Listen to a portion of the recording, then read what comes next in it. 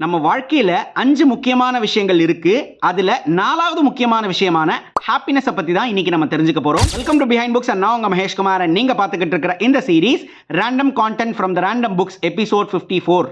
நீங்க ஒரு சில பேரை நோட் பண்ணி பார்த்தீங்கன்னா தெரியும், அவங்களும் சந்தோஷமா இருப்பாங்க, அவங்கள சுத்தி இருக்கிற எல்லாரையும் சந்தோஷப்படுத்துவாங்க, அவங்க எல்லாரையும் சிரிக்க வைப்பாங்க. இவங்க கிட்ட ரொம்ப முக்கியமா 3 ஐடென்டிட்டிஸை நீங்க வாட்ச் பண்ணலாம். நம்பர் 1, இவங்க ஹாப்பினஸ் அப்படிங்கிற ஒரு விஷயத்த ஸ்டேட் ஆஃப் மைண்டாகவே வச்சுருப்பாங்க. எப்போ பார்த்தாலும் அவங்கள பொறுத்த வரைக்கும் எந்த எக்ஸ்டர்னல் சினாரியோஸ் எதுவுமே அவங்கள அஃபெக்ட் பண்ணவே பண்ணாது. ஏதாவது ஒரு பேட் நியூஸ் வந்தால் கூட அவங்க அதிலேருந்து ஒரு லேர்னிங் எடுத்துக்குவாங்க. ஓகே, இதிலேருந்து நான் இதை கற்றுக்கிறேன் அப்படின்னு எடுத்துக்குவாங்க. அண்ட் அதுக்கப்புறம் திருப்பி அவங்க ஹாப்பினஸ் அப்படின்ற அந்த ஸ்டேட் ஆஃப் மைண்டுக்கு போயிடுவாங்க. 2வது, இவங்க திங்க் பண்ணுறதே ஹாப்பினஸின் மூலமாக தான் திங்க் பண்ணுவாங்க. இது கொஞ்சம் டிஃப்ரெண்ட்டாக இருக்கும் நான் சொல்கிறது, பட் இதுதான் உண்மை.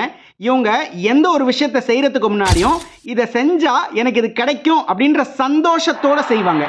ஸோ இந்த அப்ரோச்சை ஹாப்பினஸ் அப்ரோச் தான். அண்ட் 3வது ரொம்ப முக்கியமான விஷயம், நம்ம எல்லாருமே என்ன நினைக்கிறோம், ஹாப்பினஸ் அப்படிங்கிறது நம்ம ஏதாவது ஒரு விஷயத்தை அக்காம்ப்ளிஷ் பண்ணால் நம்மளுக்கு கிடைக்கும், நம்ம ஏதாவது ஒரு விஷயத்தை அடைஞ்சோன்னா நம்ம சந்தோஷமாக இருக்கலாம் அப்படின்னு நம்ம திங்க் பண்ணுவோம். ஆனால் இந்த ஆத்தர் சொல்கிறாரு, நீங்கள் ஹாப்பினஸ்ங்கிறது ஏதாவது ஒரு விஷயத்தை அடைஞ்சால் மட்டும் வராதுங்க.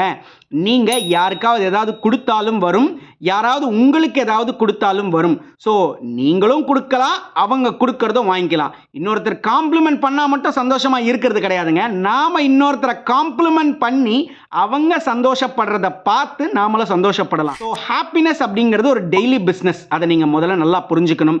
ஹாப்பினஸ்ங்கிறது இது எனக்கானது கிடையாது, இது வரணும்னா நான் இதை அடைஞ்சாதான் வரும்ன்ற அந்த ரூல்ஸை ரிமூவ் பண்ணிட்டு ஹாப்பினஸை டெய்லி உங்களோட லைஃபுக்கு இன்வைட் பண்ணுங்க. உங்களோட லைஃபும் சக்ஸஸ்ஃபுல்லாக இருக்கும். Thank you so much.